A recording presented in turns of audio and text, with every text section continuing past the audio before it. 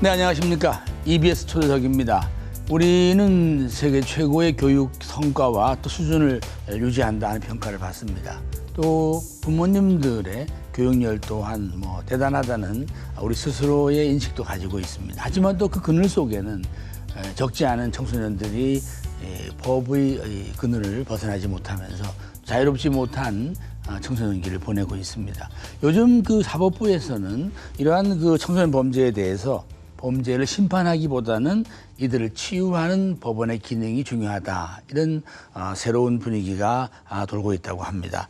오늘은 청소년 범죄자의 대부라고도 불리시는 분입니다. 소년재판전담법관인 부산가정법원 천종호 부장판사와 함께 이 시대의 청소년 범죄와 또 그들의 새로운 미래를 어떻게 우리가 열어줄 것인지 함께 이야기 나눠보겠습니다. 네, 어서 오십시오. 네, 반갑습니다. 네. 천정호입니다. 네, 이 천 판사님은 보니까 별명이 많으시더라고요. 네, 천시포, 네. 또 호통 판사, 네.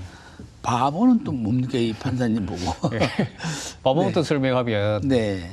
저희 처가 남들이 하지 않는 일을 한다고 그냥 판사로서 근엄하게 퇴직을 하고 하면 좋은데 이 비행청소년들 남들 알아주지 않는 비행청소년들과 어울리며 놀고 그 아이들을 하나라도 더 이제 개선시키기 위해서 노력하는 거 보고 참 바보처럼 산다. 그러면서 바보라고 했죠. 차원 높은 사랑의 표현이지. 그건 그렇지만 이 천시포는 뭡니까? 천종호 네. 판사님이신데. 제가 소년부 판사로 지금 5년째 하고 있는데요. 네. 소년들이 비행을 저지르면 그 형벌 쪽으로 가면 형벌을 가게 되고 소년법에 오게 되면 소년보호 처분을 받게 됩니다. 네. 소년보호 처분 중에 가장 무거운 처분이 시포 처분입니다. 그래서 제가 이제 시포 처분을 많이 한다고 해서 아이들이 제 이름에 종자를 빼고 십자를 넣어가지고 천시포라고 했는데 어떤 아이가 그림을 그렸습니다. 네. 그림을 그렸는데 배의 이름이 천시포입니다. 선장. 그럼 그 배를 타면 그리로 간다. 목적지 소년원. 그다음에 선장 천시포. 그렇게 해서 이제 제 별명이 그리 됐고요. 호통 판사는 호통 판사는 이제 소년 사건이 너무 많다 보니까 이 소년법정이라는 게 굉장히 중요한 의미를 가지거든요. 네. 아이들이 그 부모님도 무서워하지 않고 교사들도 무서워하지 않고 네. 수사기관, 경찰, 검찰도 무서워하지 않습니다. 네. 제일 무서워하는 것이 소년부 판사거든요. 네. 그래서 이제 법정에 오면 그 아이들이 인생의 전기가 마련될 수도 있습니다.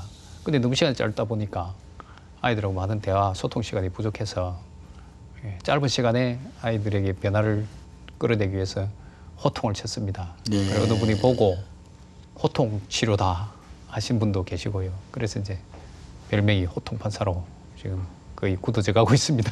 그런데 지금 이제 재판 그 기록을 보니까 이 청소년 재판만 7,000회 이상을 하셨다고 되어 있는데 어떻게 이렇게 이 소년 전담 재판만 하시게 됐습니까? 네, 지금 이제 창원대에서 3년 했고요. 네. 부산가정법원에서 1년 했고 이제 또 앞으로 계속 할 건데 네. 제가 의도적으로 소년 재판을 하려고 한 것은 아니고 2010년 2월 달에 창원지방법으로 부임해서 보니까 소년부 판사로 근무하라고 하시는 겁니다. 네. 그래서 제가 이제 시작을 했는데 저도 나름대로 청소년기에 어려운 환경에서 공부를 하다 보니까 과부사적은 호랍이 간다고 그 아이들에게 좀 더 마음이 가더라고요. 네. 그래서 시작했는데 시작하고 보니까 우리가 벌써 이제 사법 역사가 70년이 다 돼 가는데 네. 이 비행소년들을 위한 제도적 장치는 너무 후진적이더라고요. 그래서 제가 저라도 해야 되겠다는 심정에 계속 하기로 마음먹었던 겁니다. 네.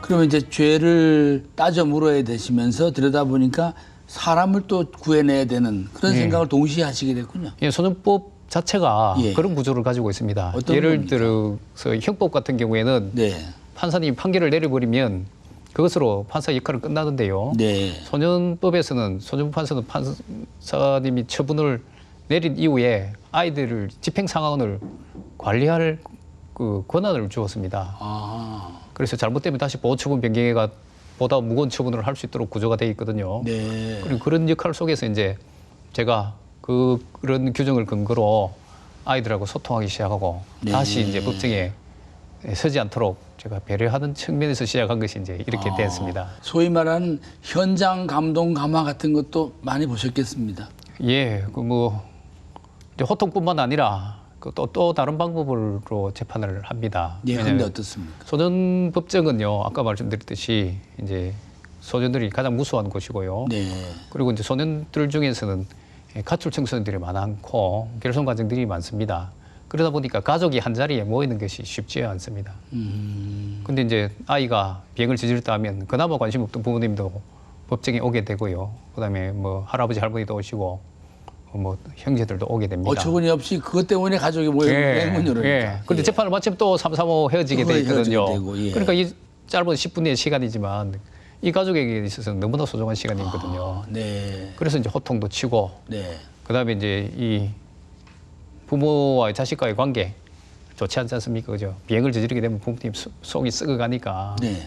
그런 것도 있고 그다음에 이제 부부가 관계가 안 좋은 분들도 있습니다. 네. 거기서 이제 관계 회복을 시켜주지 않으면 나오면 또다시 그런 가정 환경 속에 지금 노출돼야 되거든요. 그래서 이제 아이들한테 먼저 부모님께 죄송하다는 말을 하게 합니다. 네. 이제 그냥 서서 하는 것이 아니고요. 꿇어 앉아서 그런 걸 시킵니다. 아하. 그 이제 주로 쓰는 말이 부모님 죄송합니다. 다시는 안 그러겠습니다. 한 번 하는 것이 아니고 10번을 합니다. 네. 예, 10번 속에서 이제 보통의 성정을 가진 아이들은 한 4-5번 외치고 나면 이 감정이 울컥해가지고 네. 울기 시작합니다. 그러면 부모님도 그 광경을 보고 가만히 있을 수가 없죠. 네. 같이 우시고 또 법정은 엄숙한 공간이기 때문에 판사님이 그를 시키면 하기 싫어도 의도적으로 이제 뭔가 무대처럼 조성이 되니까 네. 아이들이 그것을 하기가 쉬워지고 법정 방청객들도 그 광경에 다 우시고 예. 역으로 부모님이 자녀를 방치했다든지 버리다든지 그다음에 아이한테 학대를 했다든지 이런 이제 상황이 드러나면 부모님이 이제 아이한테 참여하고. 꿇어 앉아서 얘야 용서라고 10번씩 네. 외치게 합니다. 그러고 나서 이제 아이한테 어머니 아버지 사랑합니다 이렇게 네. 하게 하면 거의 이제 90% 이상이 뭐 대성통곡을 하고 끌어앉아 오고요. 저도 몇 번 운 적도 있고 그렇습니다. 뭐 이미 죄야 저지른 일입니다만은 이걸 계기로 해서 가족이 좀 더 단단해지고 가족 관계가 더 회복되는 그런 보람을 느끼시는군요. 예, 가족관계 단단해지는 것은 아니고요. 가족관계 너무 악화되어 있기 때문에 여기서 새로운 출발점이라도 서십시오 하는 마음에 네. 이렇게라도 하고 나면 나갈 때 다 깨닫고 울고 나가더라고요. 그럼 나가게 되면 적어도 1시간 정도는 얘기를 할 수 있는 뭔가 모티브가 되거든요. 네, 네. 거기에서부터 이제 시작돼야 되는데 그 이후로는 우리 사회가 아직 제도적 장치가 미비해가지고 그 가족 관계 회복에 대해서 국가와 사회가 개입이 너무나 미약합니다. 네. 그러니까 이런 데 좀 더 신경을 써주시면 가족이 회복되고 비행도 줄어들지 않을까 그렇게 생각합니다. 이 소년 범죄가 이처럼 이렇게 그 한 아이의 개별적 성정의 요인이라기보다는 가족과 가정 환경으로부터 제공된 요인이 훨씬 더 큰 겁니까? 네. 이제 소년범 중에는 지적 장애인들이 있습니다. 네. 그런 아이들은 이제 본능적인 아이들을 보시면 되는데 그렇지 않고 정상적인 아이들은 대부분이 어릴 때부터 이제 부부 불화로 인해서 아이들이 직접적인 학대를 받는 경우도 있고 부부 사분 속에서 아이가 상처를 입고 하다 보면 마음에 이제 주눅이 들지 않습니까? 네. 그렇게 자란 아이들이 이제 어느 순간 가면 부모가 헤어진단 말입니다. 그러면 자기가 원하지 않는 부모의 이혼을 보고 있어야 되고요. 네. 그러다 보면 이제 편부모 가정에서 자라야 되고 또 이쪽 부모가 그립고 한데 또 부모님이 잘못 관리하면 상대 배우자에 대해서 이제 또 험담을 할 수도 있고요. 그런 속에서 이제 아이가 점점점 이제 정서적으로 많은 이제 충격을 받아가죠. 네. 그런 상황 속에서 이제 환경적 요인이 이제 예를 들어서 저소득층 가정에서는 어머니가 아이를 키우면 주로 일을 자리가 식당 같은 데거든요. 네, 식당은 저녁 시간대가 성업 시간이기 때문에 아이에게 보호가 필요한 시간대에 그리고 결핍이 생기고 그러거든요. 네. 그럼 이 아이들은 외로우니까 이제 바깥을 친구를 찾아서 나갑니다. 그게 이제 PC방이고 그러다 보면 이제 비행에 어울리게 되고 그런 식으로 이제 하다 보면 학교 수업 빠지고 네. 가출하고 모든 게 이제 구조적으로 이제 악화되는군요, 연결돼 가는 거죠. 네. 예.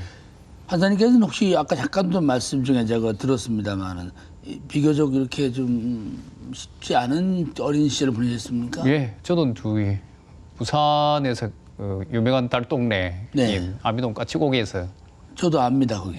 나고 자랐고요. 그게 6.25 피난 때부터 있던 동네입니다. 예. 지금도 그대로 있습니까? 그대로입니다. 지금 아직도 안 변했고요. 네. 그 저희- 산등성이 넘어 있는 거 맞습니다. 예, 거기입니다. 거기서 주로 잘 아시겠지만 방이 주로 단칸방 아니면 네. 두 개인데 거의 방문 하나 사이로 이렇게 돼 있습니다. 제가 그런 곳에서 이제 7남매 9식구가 이제 거기 생활을 해서 제가 뭐 초등학교 때는 육성예비도 제대로 못 내가지고 수십 번 쫓겨났고요. 네. 중고등학교 시절에는 이제 회비를 반만 면제받고 그렇게 다니고 대학은 이제 서울에 올 여력이 없어가지고 이제 부산에 남았고요. 네. 그렇게 어려운 시절을 겪다 보니까 이 아이들에 대한 마음이 저는 또 남다릅니다. 네. 어떻게 보면 뭐 운명 같은 길을 가는 시도 모르겠습니다. 출생에서부터 지금 저 판사하시는 일 과정이 제가 소년부 사건을 담당하리라고는 꿈에도 꾼 적이 없거든요. 네. 그런데 여기 발을 들여놓은 순간 빠져나갈 수가 없더라고요. 그게 이제 조금 전에 말씀하신 운명 아닌가 네. 그렇게 생각합니다. 자, 이제 소년범죄법 제도에 대해서 한번 좀 듣고 싶습니다. 네. 어떻게 구성되어 있습니까? 소년범죄에 대해서는. 소년범은 이제 소년이라는 사람을 중심으로 이제 전개되는 건데요. 네. 소년은 만 10세에서 19세까지로 그렇게 되어 있고요. 네. 네. 그러한 소년들이 비행을 저지르면 아주 중한 아이들은 형법 적용을 받아서 형벌을 받는 경우가 있습니다. 네. 형벌은 벌금에서부터 시작해가지고 사형까지 이렇게 돼 있고요. 네. 9가지 종류가 있습니다. 네. 소년들의 경우에는 지금 이제 예를 들어 실형을 선고받게 되면 김천에 있는 소년교도소에서 생활해야 됩니다. 네. 우리나라에 유일하게 하나 있습니다. 그렇지 않고 이제 조금 그보다 낮은 단계의 아이들은 이제 소년 보호 처분이라고 하는 이런 처분을 받게 되는데요. 이 처분이 아까 앞에서 말씀드렸듯이 10가지가 있습니다. 그중에서 가장 무거운 것이 10호 처분이고요. 네. 1호 처분부터 10호 처분까지 10가지를 우리가 선택해서 하고 또 병가할 수도 있고 그렇게 되어 있습니다. 그러면 이제 범죄에 따라서는 가정에 돌아가서 갱생하는 경우도 있군요. 네, 그래서 이제 10호 처분 내에서 설명해드리면 이제 예를 들어서 크게 나누시면 아이들을 지속적으로 관리할 수 있는 곳이 세 곳이라고 보시면 됩니다. 첫 네. 번째는 가정, 네. 두 번째는 소년원, 그 중간 단계는 뭐냐면 6호 처분 기관이라고 해가지고 네. 아동복지 시설이 있습니다. 그런데 이제 아동복지 시설은 민간이 운영하는 곳이라서 전국에 몇 군데 안 되고요. 네. 거의 대부분의 아이들이 가정으로 돌아갑니다. 네. 이제 좀 무거운 아이들은 소년원에 가게 되고요. 소년원 현재 10군데 있습니다. 네. 대부분의 아이들이 이제 가정으로 돌아가게 되는데 그 가정에 이제 제가 통계를 내보니까 결손 가정의 비율이 거의 한 47, 8% 되고요. 그다음에 예. 저소득층, 빈곤층 아이들까지 포함시키면 약 70% 가까이가 결손, 저소득층, 빈곤층 아이들입니다. 그렇기 때문에 사회 내 처분을 하더라도 그 아이들이 재비행할 가능성이 굉장히 높고요. 결손 가정 아이들 재비행률을 제가 내보니까 거의 58% 가까이 되더라고요. 네. 그러니까 돌려보내면 거의 6명, 10명 중 6명 정도는 재비행이 옵니다. 근데 그런 상황을 두고서 그냥 그 아이들의 모든 책임을 두고 사회 내 처분을 하기가 어려운 것 아닌가 그렇게 생각합니다. 그럼 촉범이나 우범은 어떻게 돼요? 촉법 소년들은 이제 범죄 소년이 아니기 때문에 형벌을 부과할 수가 없습니다. 그래서 이제 촉법 소년의 경우에는 바로 사건이 발생하면 경찰에서 조사를 해서 바로 법원으로 오든지 아니면 네. 거기 사건 발생으로 인해 아까 통고 처분 제도로 해가지고 바로 법원 소년부로 와서 소년 보충을 받는 네. 이 두 가지 절차가 있습니다. 네. 말씀 중에 이제 재범률이 무려 40%고 네. 또 성인에 가서 전이 되는 게 67%라면 이거 소년 사법 제도가 좀 뭔가 손을 봐야 되는 거 아닙니까? 소년 사법 제도가 지금 앞서도 말씀드렸듯이 우리 제도가 제가 개인적으로 평가하기엔 너무 후진적인 제도라고 생각하는데요. 네. 소년사법 결국 사법이라는 것은 형법의 하나로서 이제 우리가 보게 되면 예, 재범 방지가 가장 중요한 거거든요. 범죄를 저지르고 예, 판사님 앞에 서는 사람들 재판을 통해 판결을 하든지 처분을 내려가지고 재범을 하지 않도록 하는 겁니다. 네. 예, 교도소에서 예, 실형을 복역하는 것도 거기서 교정을 거쳐가지고 사회 나오면 재범하지 않도록 하는 건데요. 소년들의 경우에 재비행을 방지하기 위해서는 세 가지가 있다고 생각해요. 저는 아까 말씀드린 이 아이들이 상처가 깊기 때문에 그 치유가 돼야 되고요. 그다음에 가족관계, 사회와의 관계 회복이 돼야 되고 두 번째는 이제 동기부여입니다. 이 아이들이 학교에서 중도 탈락한 애들이 많고 기술도 없기 때문에 사회에서 어떻게 살아갈지 예, 두려워하는 애들이 많거든요. 그 아이들한테 학업을 이수할 수 있도록 도와주고 네. 예, 지구교육도 시켜주고 이런 동기부여를 해야 되고요. 그다음에 또 한 가지 가장 중요한 것이 지속적으로 관리해 줘야 되거든요. 그렇습니다. 가정이 지금 해체되어 있기 때문에 이 아이들 그냥 혼자 두면 자기 스스로 할 수가 없는 애들입니다. 어릴 때부터 네. 습관이 잘못된 애들이 많기 때문에 지속적으로 관리해가지고 좋은 습관을 가지고 사회에 적응할 수 있도록 해줘야 되는데 이 세 가지 원리가 지금 전혀 안 돌아가고 있는데요. 예를 들어서 이제 소년의 경우에는요. 네. 그 지속적 관리도 좋습니다. 왜냐하면 24시간 거기 관리하기 때문에 좋고요. 네. 그래서 동기부여도 잘 됩니다. 교육도 제대로 되고 지구교육도 제대로 되는데요. 개별적 치유가 안 됩니다. 왜냐하면 우리 현재 우리 소년은 집단 수용으로 돼 있고요. 특히 야간 휴일 시간대에는 그 아이들만으로 생활하기 때문에 밥상머리 교육이 전혀 실시가 되지 않고 오히려 자기들끼리 생활하면서 나쁜 것들을 더 많이 배울 여지도 충분히 있습니다. 네. 그래서 이제 지금 현재 우리 그 소년 체계가 그 소년만으로 봐서도 문제가 있는데 더 나아가서 가정으로 돌아간 아이들은 국가가 전혀 배려를 하지 않기 때문에 모든 것이 그 가정의 책임, 그 개인의 책임으로 돌아가기 때문에요. 결손가정 아이들은 참 이게 어떻게 해볼 수 없는 상황에 빠지는 경우가 많습니다. 네. 그 전체를 틀을 보시면 사회 내처우든 시설 내처우든 이게 지금 제대로 이렇게 원활하게 안 돌아가는 구조라고 보시면.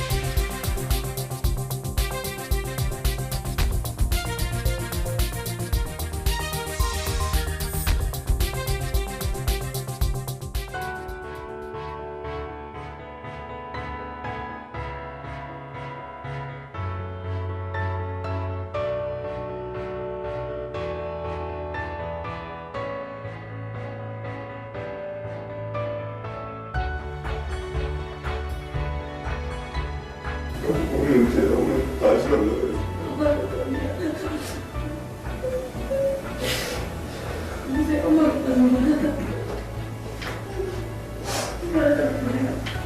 이 동생이 네 명 다섯 명 남자들 불러가 가가지고 지가 스스로 온 것도 아니고 저 나이가 오래 가지고 가서 그래 당하면 강제야 아니면 그래서 동기바꾼 거야.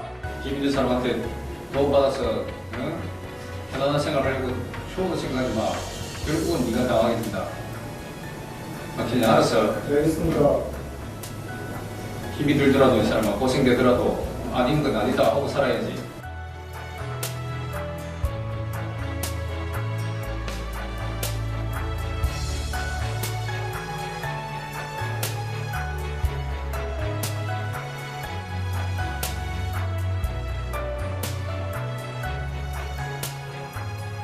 같은 맥락 같습니다만 지난해인가요? 그 부산 소년원에서 패싸움이 있어서 네. 사회적으로 아주 큰 염려를 했습니다. 네.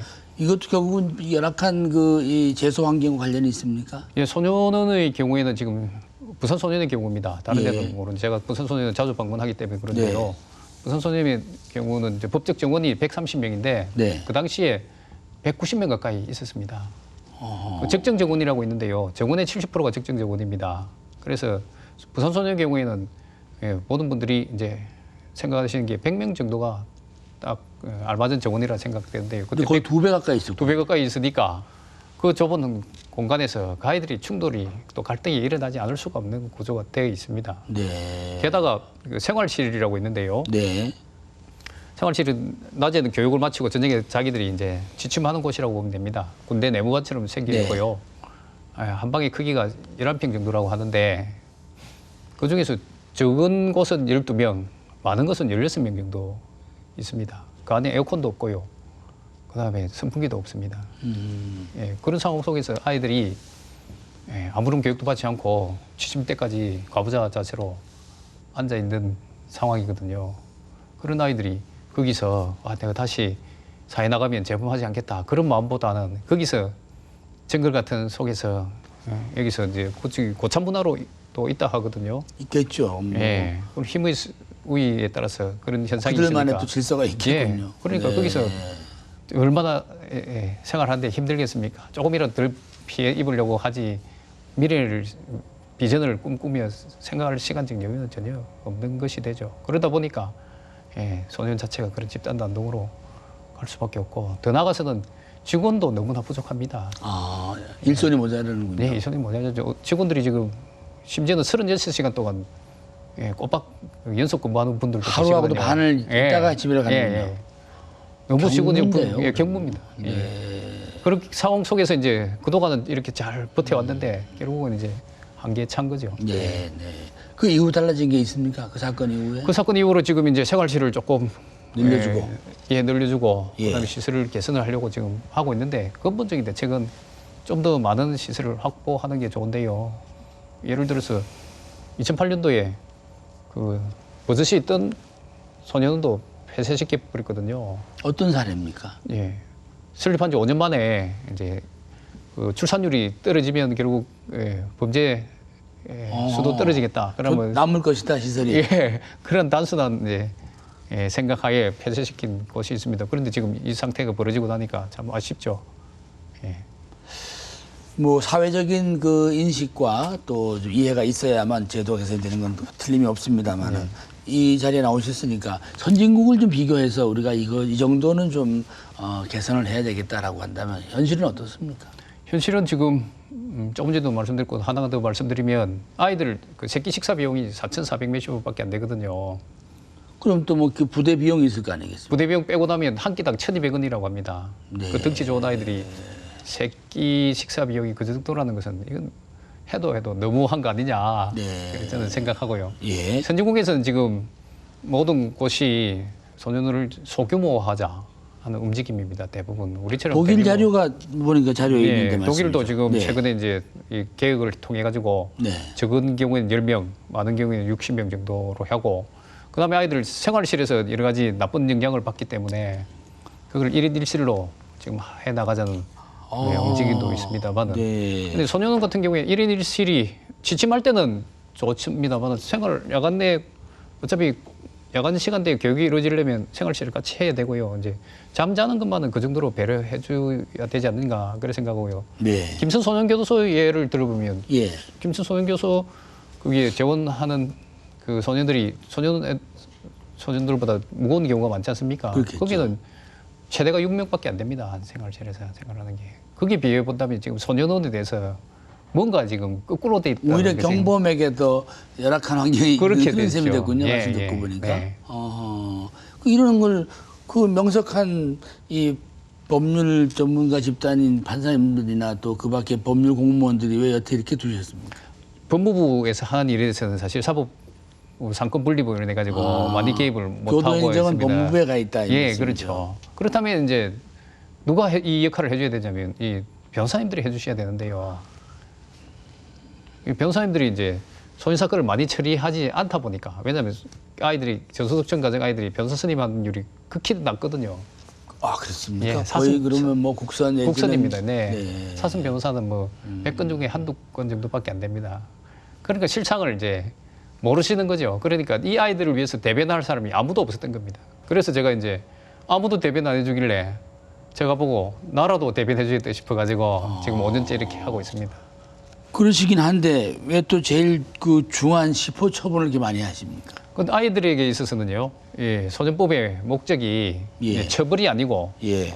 그 환경을 조정하고 품행을 교정해서 어른이 되었을 때 비행하지 않고 자립해서 살아갈 수 있도록 도와준다는 게 지금 소년법의 목적이거든요. 네. 한마디로 말하면 소년의 건전한 육성입니다. 예.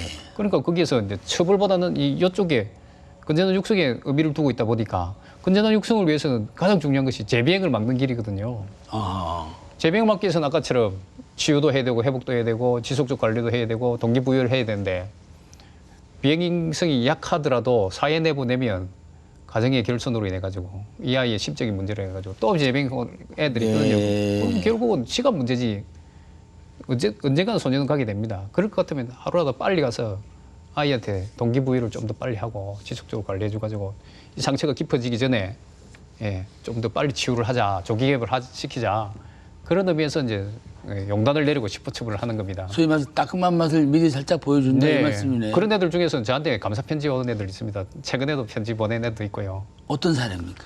여자 아이였는데요. 예. 시포처분 갈 때 뭐랬냐면 저보고 판사님 시포처분 내리면 신발 벗어 던져버리겠다고 밖에서 혼장담한 아이였거든요. 어린 나이 얼마나 원망하겠어요. 예. 그래서 제가 시포처분 내렸죠. 근데 갈 때는 이제 처분받고 바깥에서 좀 소란을 피웠는데 소년 가서 보니까 금융고시도 합격하고 뭐 그다음에 교육도 받고 예. 제국 교육도 받고 하니까 네. 꿈이 생긴 거예요. 그래서 편지를 2번씩이나 보내왔더라고요. 판사님 정말 감사하다고 그때 제가 잘못했어요. 네. 그런 아이들을 위해서 이제 진심으로 우리가 접근을 하게 되면 이 형의 경중이 중요한 것이 아니고 네. 그 아이 인생이 중요한 거기 때문에 그런 과감한 처분도 필요하다고 저는 생각합니다. 이 보호소년을 위탁해주는 육호 처분을 관련된 시설은 상황이 어떻습니까? 육호 처분 시설은 전국에 남녀 합쳐서 10여 개 정도 있는데 나름대로 종교단체 사이기 때문에 굉장히 이제 시설은 그렇게 열악하지는 않습니다. 네. 그렇지만 여기도 결국 집단 수용을 하고 있기 때문에 소년원에서 생기는 그 문제가 또 발생하고 있는 거죠. 아이들은 그 상처가 너무 깊어서 한 명 한 명 개별적 치유를 해야 되거든요. 그게 가장 중요한 작업인데 선행 작업인데 그것이 안 되는 그런 문제가 있습니다. 네. 지금 뭐 약 7천여 건의 재판 쪽에서 가슴 아프고 또 지금도 좀 손길이 필요한 그런 사건과 아이들이 떠오르실 텐데 어떤 기억이 나십니까? 소년들을 재판하면서 가장 이제 마음이 쓰이는 부분이 그 임신한 아이들 문제입니다. 그 아이들은 이제 어릴 때부터 학대받다가 어느 순간에 이제 나이가 들면 가출을 하거든요. 가출하면 이제 혼자 살기 외롭고 또 안전이 염려가 되니까 아이들이 무리지어 생활합니다. 그걸 네. 가출팸, 예, 가출팸이래 준 말입니다. 가출팸을 만들어 생활하는데요. 그럼 가출팸을 생활하려면 이제 모텔이나 찜질방에서 생활해야 될 거 아닙니까? 그럼 돈이 필요하거든요. 돈이 필요하니까 남자아이들은 절도 강도하고 여자아이들은 원조계제 성매매를 합니다. 또 자기들끼리 생활하면서 성관계도 하게 되고요. 예. 그러다 보니까 이제 원치 않는 임신을 하게 됩니다. 예. 그런데 이제 소년원 시설을 다시 또 이제 올라가면 임신한 아이들을 보호할 수 있는 시설이 안 돼 있거든요, 소년원에. 제가 지금 5년째 재판하면서 무수히 많은 소녀들, 임신한 아이들을 봤는데 그런 아이들을 대부분 소년원에서 감당을 하기 어려우니까 네. 집으로 돌려보내라고 합니다. 물중하게 예, 범죄를 저질다 하더라도. 그게 지금 현실입니다. 그것조차 안 돼 있는 게 지금 우리 소년원의 실태고요. 네. 그래서 이제 그동안은 그런 아이들을 예, 사이다 처분을 많이 했습니다. 네. 근데 경진이라는 아이입니다. 가명인데 네. 그 아이가 가출 생활을 하면서 이제 임신을 했는데 그 남자친구 아이인데 법정에 와가지고 자기가 이제 집에 가기 위해서 이렇게 하는 겁니다. 성폭행 당해서 임신했으니까 집으로 돌려보내달라. 그래서 제가 알아보니까 거짓말이더라고요. 예. 그래서 이제 그 뒤로부터 이제 제가 고민을 하기 시작했습니다. 소년을 보낼 것인지 사회로 보낼 것인지. 사회로 돌려보내면 불법당태를 뻔하게 할 거고 그건 판사가 불법을 묵인해 주는 거고 되고요. 소년을 보내면 예, 그 당시 96년 18살, 17살짜리 아이였는데 그 애가 이제 출산을 하게 되고 입양을 하든 키우든 평생 이제 미혼모로 살아가야 되는 그런 중차에 대한 기로에서 제가 한 달 동안 고민을 했습니다. 밤잠 설치고 뭐. 지금 어떻게 하면 세태로 좋을까? 봐서는 지금 말씀하신 유형의 그런 일들은 더 늘어날 소지가 크습니다. 예. 사회에서는. 네, 예. 그래서 이제 그 아이를 제가 다른 아이들한테 경종을 울리고 이사들한테 이런 경우에 소년원으로 갈 수도 있다는 것을 알려주기 위해서 조심하라는 취지로 이제 소년원에 보냈습니다. 보내고 그 아이가 이제 산딸에 임박해가지고 다시 제가 이제 소년을 불러다가 네. 사회로 돌려보냈고요. 보내면서 이제 제가 미안한 마음에 그 아이는 평생 이제 미혼모로 살아가야 되니까 나중에는 입양을 시켰는데요. 배대적으로 주고 그 다음날 그 소녀 아버지하고 불러다가 제가 욕이라도 실컷 들어먹지 않은 심정에 법원 앞에 불러다가 고기도 사주고 그렇게 했는데 아직도 그 미안한 마음은 잘 안 가십니다. 네. 이 우리 사회의 무거운 짐을 판사님께 다 지어드려서 어떡합니까? 아이고 제가 다 지는 건 아니고. 제가 참 마음이 예. 짠해서 진행을 못하겠습니다. 네. 예. 최근에도 그런 애가 있어가지고 또 네. 저는 하여튼 임신하고 온 아이들한테 배냇저고리를 좀 줍니다. 이래라도 해서 사회에 뭐 미력하지만 따뜻한 모습을 조금이라도 보여주려고 그렇게 하고 있습니다. 네, 우리가 곁에 있다. 네. 네. 그런데 또 더 딱한 아이들은 지금 가정으로 돌려보내려고 해도 갈 곳이 또 없는 아이들도 있다고. 네, 예. 그 아까 말씀드렸듯이 1호 처분하면 가정으로 가야 되고 가야 되는데, 6호 예. 처분하면 복지시설이 되고 10호 네. 처분하면 소년 가야 되는데 가정으로 돌려보낼 애들이 태반이거든요. 걔들은 결손 가정이 47%, 8% 가까이 되기 때문에 네. 돌려보내 또 재병을 합니다. 재병률은 58%고요. 그런 아이들을 위해서 국가가 가정이 없는 애들 위해서 재병을 막기를 원하신다면 사회적 비용을 줄이기를 원하신다면 그 아이들한테 따뜻한 가정 같은 것을 제공해 줘야 된다고 생각하거든요. 미국 선진국은 다 하고 있습니다. 어떻게 하고 있습니까? 미국 같은 경우에는 이제 예를 들어서 어릴 때 아동 학대가 일어나면 그 부모 친권 박탈해 가지고 위탁 가정에 보내고 아, 격리시키는. 완전 격리시켜 버립니다. 그다음에 이제 비행 소년들은 그 그룹홈이라 해가지고 예. 이 아이들을 전문적으로 관리할 수 있는 부모들한테 또 보냅니다. 아. 그래가지고 안 되면 소년을 보내거든요. 네. 그리고 그분들에 대해서는 국가가 비용 지급을 다 해줍니다. 전문 네. 교육도 시키고요. 근데 우리는 지금 그 국가가 시작된 지 꽤 오래된 시점에도 그런 제도 도입에 대해서 전혀 논의도 없었거든요. 그래서 제가 이제 어쩔 수 없이 창원에서부터 시작해가지고 떠있는 분들하고 네. 해가지고 우리가 하자.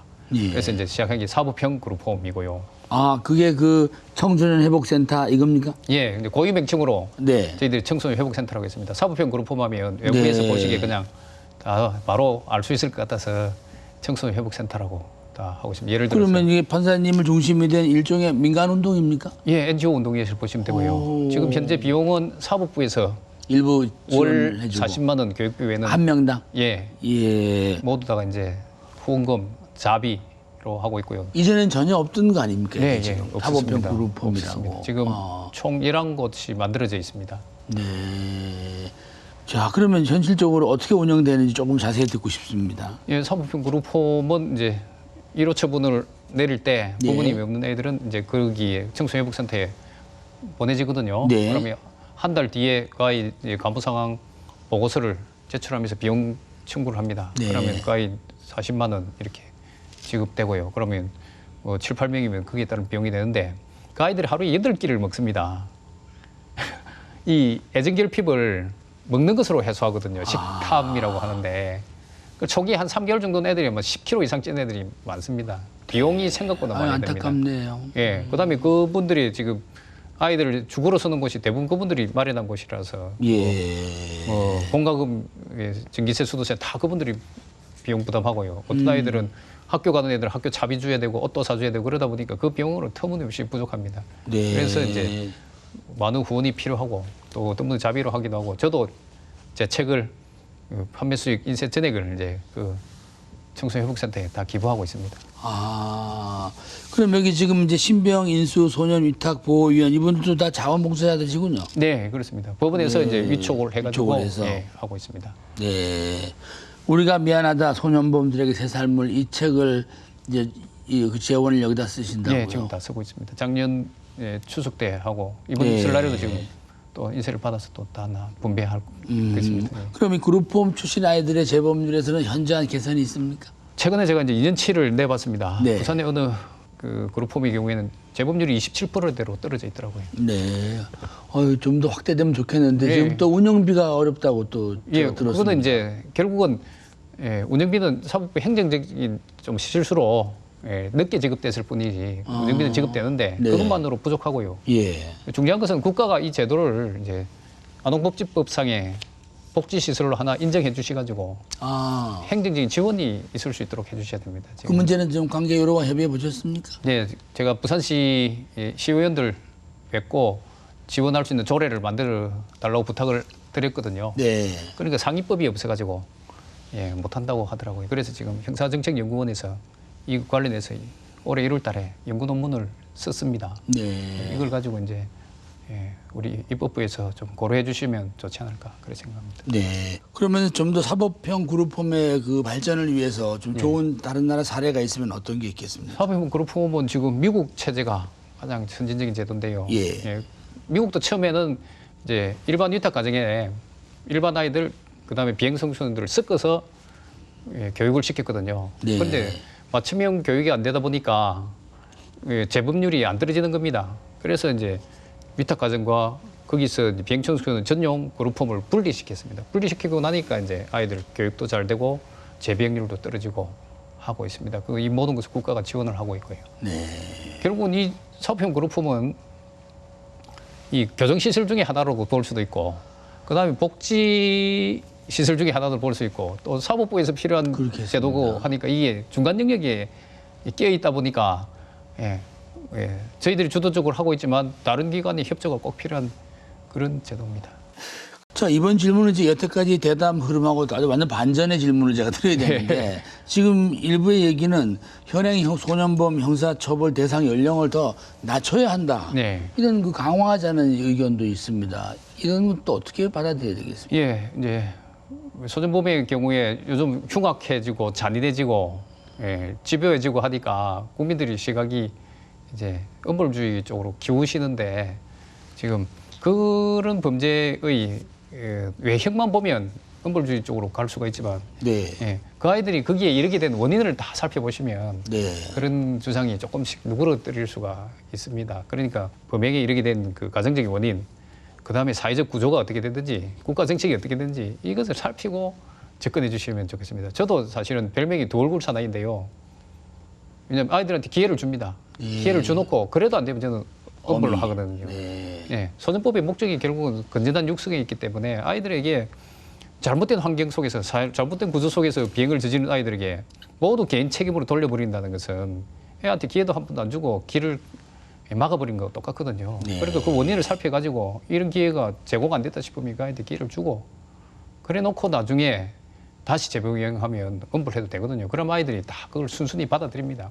제 10부 처분만 해도 아이들이 불복을 잘 안 하거든요. 네. 그것은 충분히 설득을 하고 기회를 줬다고 애들이 생각하기 때문에 오히려 소년감 감사하다고 생각하고요. 이런 시각이 필요한 거 아닌가 생각합니다. 사건을 다뤄보면 이 범죄의 심리 배경에는 순간의 실수도 있지만 정말 이렇게 삐뚤어진 마음이 자리 잡은 경우도 많은 모양이죠. 네, 말씀 예. 듣고 보니까. 소년범 같은 경우에는 이제 크게 두 가지로 나눈 겁니다. 지적 장애 경계선 수준에 있는 애들이 있습니다. 완전 지적 장애 아이들은 뭐가 옳은지 그런지에 대한 예. 개념이 부족하고. 완전 지적 장애 애들은 비행을 못 저지르거든요. 근데 경계선에 있는 애들이 이제 비행을 저지르고요. 네. 그런 애들은 좀 적습니다. 네. 근데 대부분의 아이들은 어릴 때부터 가정의 방치, 국가사회의 무관심, 학교의 소외 이런 것이 이제 가슴에 이제 상처가 되고 엉거리가 돼가지고 네. 절망하다 보니까 그 비행책으로 나간 애들이 많습니다. 그런 애들은 심리적 치유가 더 필요한 애들이고요. 지금도 뭐 학교 담장 밖에서 지금 세월을 보내는 청소년들이 많고 또 학교를 간다고 해도 또 사실은 좀 등한히 한 학생도 많고 네, 아예 네. 집을 나오는 학생들도 있고 예, 지금 뭐 학교 다니지 않는 학생들이 정년기에 27만 명이다 그런 기사도 있습니다. 학교 다니지 않는 애들 27만 명인데 네. 거기다 이제 부모님들이 공교육 제도가 싫어가지고 네. 그 제도권에서 벗어난 아이들도 있고 우리가 이제 자발적으로 또 비행 소년이 될 가능성이 있는 그 집단은 가출 청소년 20만 명입니다.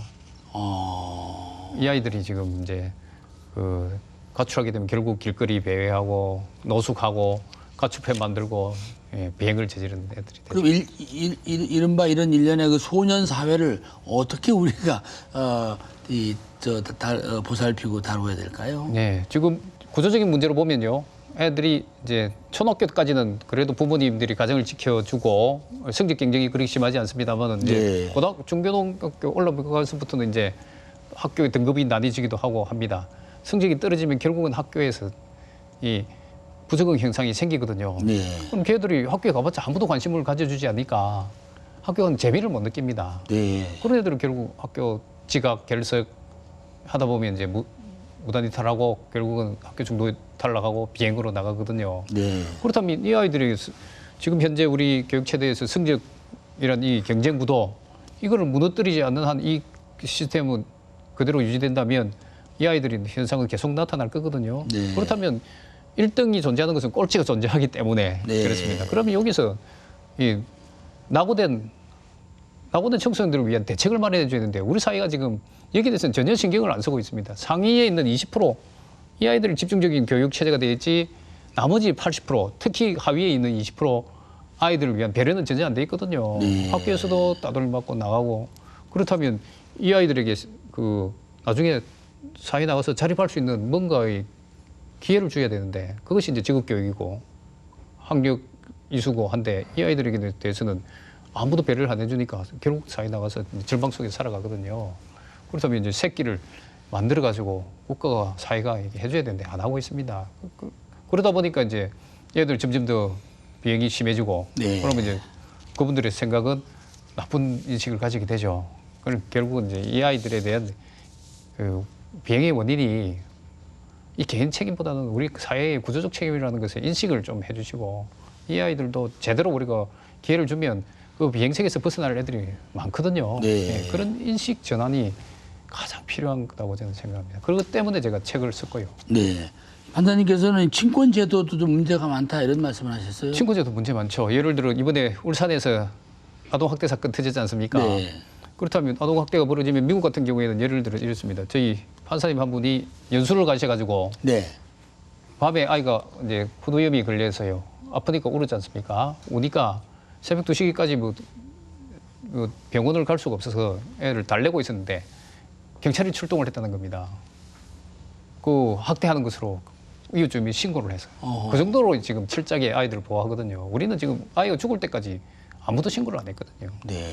그럼 뭐 신고 제도는 차치하고라도 그러면 미국에서는 그런 경우에는 부모로부터 신고를 박탈해가지고 박탈하죠. 예. 박탈하기 위해서는 그 전제가 뭐냐면 그 아이들을 보살필 수 있는 위탁 가정이 필요해요. 어딘가 있어야 될 때. 예. 그래서 그런 아이들이 예를 들어 가지고 경미한 아동학대인데 친권 박탈이 필요하다. 그럼 애들이 어디로 가겠습니까? 그 고아원에 보내서는 또 애들이 더 상처를 입지 않습니까? 저는 그렇게 생각합니다. 부모보다 좋은 100배나 1000배나 더 좋은 가정을 만들어가지고 거기서 보살펴야 되는데 네. 그런 시스템이 전혀 안 돼 있고요. 네. 친권 박탈 청구권자도 검사로 지금 현재 제한돼 있어가지고 이 제도가 전혀 활용이 안 됩니다. 그러니까 아이들이 학대되고요. 그런 아이들이 나중에 비행소년이 되는 겁니다. 종합적으로 봐서 이제 이 소년 범죄를 보시면서 청소년들은 우리가 어떻게 키워내야 되겠습니까? 이 긍정의 그 시각에서 볼 때. 예, 지금 이제 사회가 이렇게 돼 있습니다. 사회가 28지 법칙, 파레토 법칙이라고 있는데요. 예, 한 사회의 생산물의 80%는 20%가 만들어내거든요. 네. 그리고 한 사회의 부의 80%는 또 20%가 가지고 있습니다. 그럼 역으로 생각하면 범죄의 80%는 하위 20%가 만들어내거든요. 그렇다면 이제 아까 가출 청소년 20만 명이라 했는데 단순하게 수학적으로 계산하지 않고 그 80만 4배로 하면 곱하기 4를 하면. 예, 20만 명이 80만 건을 만들어낼 가능성이 있다는 거죠. 네. 그렇지 되면 이 아이들을 잘못 관리하면 우리 사회를 이끌어갈 리더들이 이 국정을 운영하는 데 힘들어지거든요. 네. 얘들은 나중에 실업급여 받는다든지 기초생활급여 받는다든지 주폭 문제로 사회를 어지럽히게 되면 사회적 비용이 너무나 크게 지출될 수밖에 없습니다. 네. 그렇다면 이 아이들, 청소년들은 비행 청소년들이든 일반 청소년들이든 다 이 사회의 소년들이라는 그 인식을 가져주시는 게 가장 시급한 과제가 아닌가 그렇게 생각합니다. 네. 행복한 청소년의 정의를 혹시 가지고 계십니까? 저는 청소년기에 저도 어려운 과정에서 컸기 때문에 그렇죠. 제 나름대로는 이렇게 생각합니다. 아이들은 그 시기에 맞는 대접을 받는 것이 가장 행복한 청소년이라고 생각하는데요. 지금 네. 교육정책이라든지 국가정책, 사회정책 보면 전부 어른의 시각에서 접근을 합니다. 네. 30년 뒤에 그 아이들이 우리 사회 주역이 돼 있는데 그 주역 입장에서 교육정책을 못 이끌어내니까 계속 성장 경쟁은 갈 수밖에 없고 무한 경쟁 갈 수밖에 없고 거기서 소외된 애들은 생길 수밖에 없고 그러면서 그 책임 모두 개인으로 돌릴 수밖에 없는 거거든요. 그 아이들은 아무 힘이 없습니다. 부모가 사회가 국가가 시키는 대로 하는 애들이거든요. 그 아이들 행복하게 해주는 그 아이 입장에서 배려를 해주는 겁니다. 예. 재판하다 보면 자녀들 생각도 나시겠습니다. 예, 저도 이제 큰 아이가 고3, 네. 예, 둘째 아이가 고2, 예, 셋째 아이는 이제 늦둥이 3살인데요. 예, 그 아주 소년 사회를 꾸리고 계십니다. 예, 비행소녀들이 전부 다 저희 아이들 갖고 제가 네. 아버지의 마음으로 그 재판을 하게 되더라고 어느 순간 보니까. 네. 그래서 이제 또 다른 별명이 소년범의 아버지로 이렇게 예, 호칭되고 있습니다. 이런 법관의 길을 계속 걸어가시겠습니까?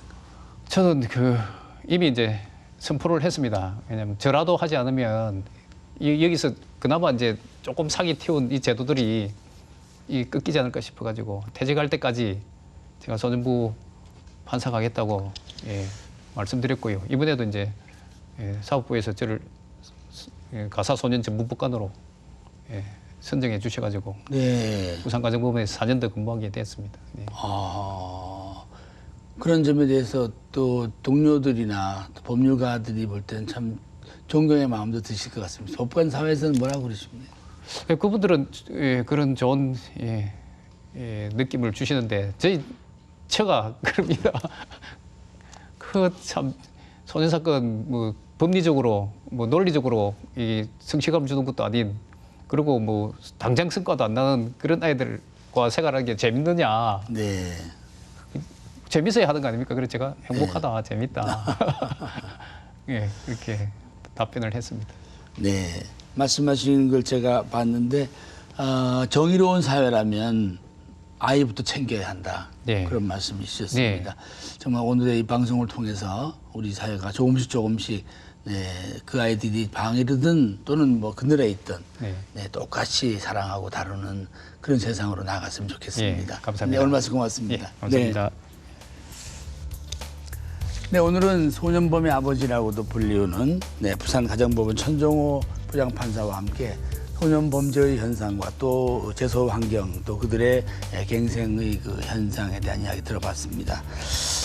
소년범죄를 보면서 느끼는 소감은 정말 죄는 미워하되 사람은 길러내야 한다 하는 생각을 가지면서 각종 소년 사법시설들이 또 하나의 학교이자 또 하나의 가정으로 우리가 돌봐야 될 곳이 아닌가 그런 생각을 해봅니다. 다음 시간에 뵙겠습니다.